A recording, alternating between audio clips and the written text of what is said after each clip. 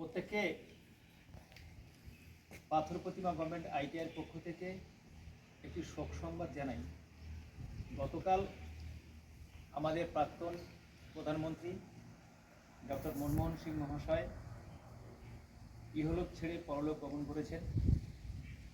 তারই আত্মার শান্তি কামনায় এবং তার যে কৃতিত্বগুলো আমাদের মধ্যে রেখে গেছেন তার প্রতি শ্রদ্ধা জানানোর জন্যে আমরা সমবেত হয়েছি পাথর প্রতিমা গভর্নমেন্ট আইটিআইয়ের পক্ষ থেকে। সমস্ত ছাত্রছাত্রী এবং যারা আমাদের মধ্যে শিক্ষার্থী যারা রয়েছেন এবং শিক্ষাকর্মে যুক্ত যারা রয়েছেন প্রত্যেকেই আমরা তাকে আজকের শ্রদ্ধা জানাবার জন্য আজকের আমরা উপস্থিত হয়েছি।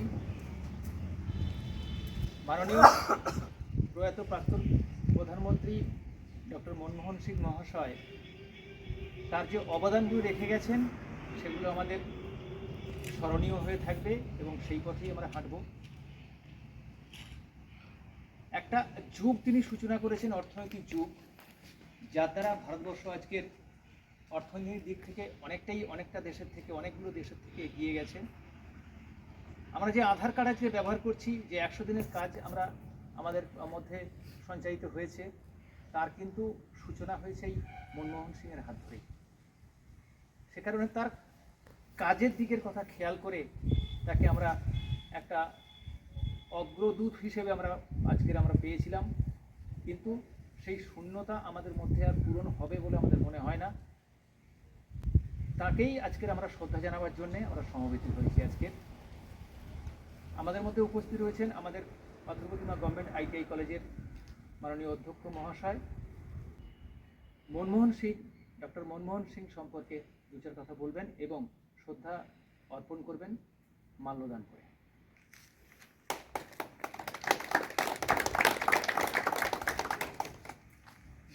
ধন্যবাদ প্রথমে আমাদের সঞ্চালক মহাশয়কে। তার সাথে সাথে আজকে আমরা এখানে আমাদের একটা শোক সভা করার জন্য সমবেত হয়েছি। তাই প্রথমেই আমাদের যে ত্রয়োদশ অর্থাৎ 13তম প্রধানমন্ত্রী ছিলেন, উনি বিগত 26শে ডিসেম্বর অর্থাৎ গতকাল রাতে উনি পরলোকে গমন করেছেন। তো সেই উদ্দেশ্যে আমরা পাথর প্রতিমা গভর্নমেন্ট আইটিআইয়ের পক্ষ থেকে এই শোক সভা আয়োজন করা। তাই প্রথমেই ওনার চরণে আমরা পাথর প্রতিমা গভর্নমেন্ট আইটিআইয়ের পক্ষ থেকে আমি এবং আমার সমস্ত সহকর্মী এবং স্টুডেন্টদের পক্ষ থেকে ওনার চরণে প্রণাম।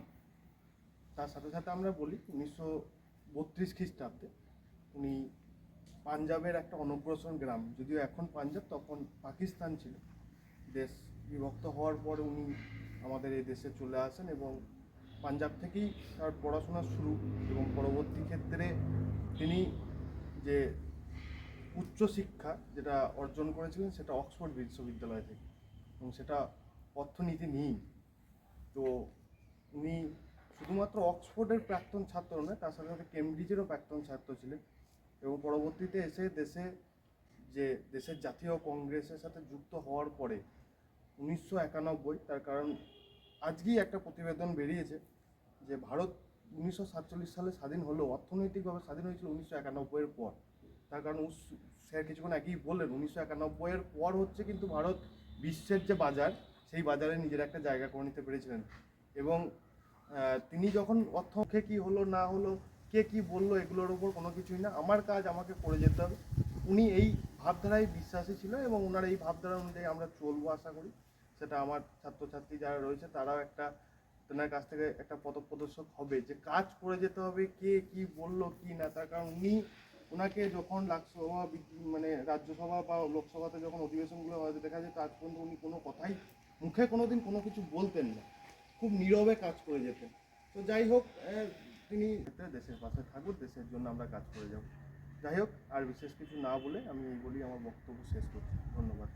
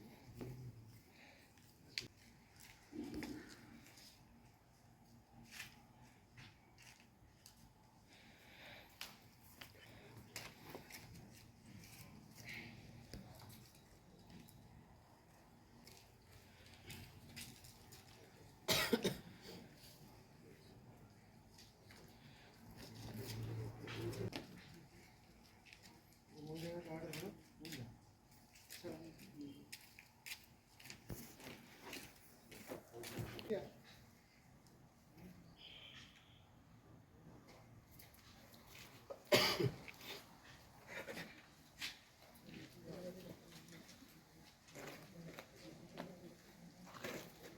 দিনটি সম্পর্কে আমাদের প্রয়াত প্রধানমন্ত্রী ডক্টর মনমোহন সিং সম্পর্কে তার মুখ থেকে আমরা দু চার কথা শুনে নেব।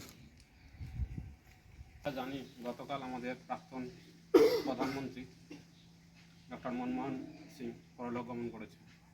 উনি 1932 খ্রিস্টাব্দের 26শে সেপ্টেম্বর জন্মগ্রহণ করেছিলেন এবং গতকাল অর্থাৎ 26শে ডিসেম্বর 2024 সালে পরলোক গমন করলেন।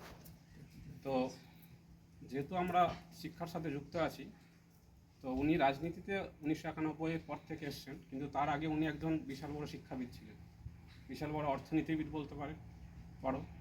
কারণ তিনি যে সমস্ত প্রথমে পাঞ্জাব বিশ্ববিদ্যালয় থেকে কেমব্রিজ, অক্সফোর্ড এসব বিশ্ববিদ্যালয় থেকে পড়াশোনা করেছেন এবং আমাদের দেশের যে স্যারটা বললেন যে অর্থনীতির যে দিকটাকে তুলে ধরা বা আমাদের দেশের যে পরিকাঠামো অর্থনীতির দিক থেকে ছিল, তো সেই দিকটা কিন্তু সম্পূর্ণ তিনি একটা নতুনভাবে সাজিয়েছেন, যার ফসল আজকে আমরা ভোগ করছি।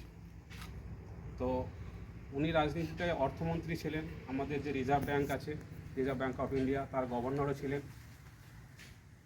এবং অনেক জায়গাতে শিক্ষকতাও করেছেন। মানুষকে সমস্ত দিক দিয়ে বা অর্থনীতি কীভাবে আমাদের পরিকাঠামো আরোভাবে উন্নতভাবে করা যায়, স্যার বললেন যে 100 দিনের কাজ তোমরা জানো এখন গ্রামাঞ্চলে হয়ে থাকে, বা সবচেয়ে এখন ব্যবহৃত যেটা হচ্ছে আধার কার্ড। তোমরা জানো যে আধার কার্ডের সেটাই কিন্তু ওনার আমলে, উনি যখন প্রধানমন্ত্রী ছিলেন তখন কিন্তু এই বিলটা পাস হয়েছিল যে এই আইডি কার্ডটা করার। সেটা এখন তোমরা জানো আধার কার্ড হচ্ছে সর্বত্রভাবেই চলছে। তাহলে তার যে এই গরিব মানুষের জন্য বা গরিব মানুষের জন্য কীভাবে অর্থনীতি দেশের জন্য উন্নত করবে সেই জিনিসটা কিন্তু উনি দেখিয়ে গিয়েছিলেন।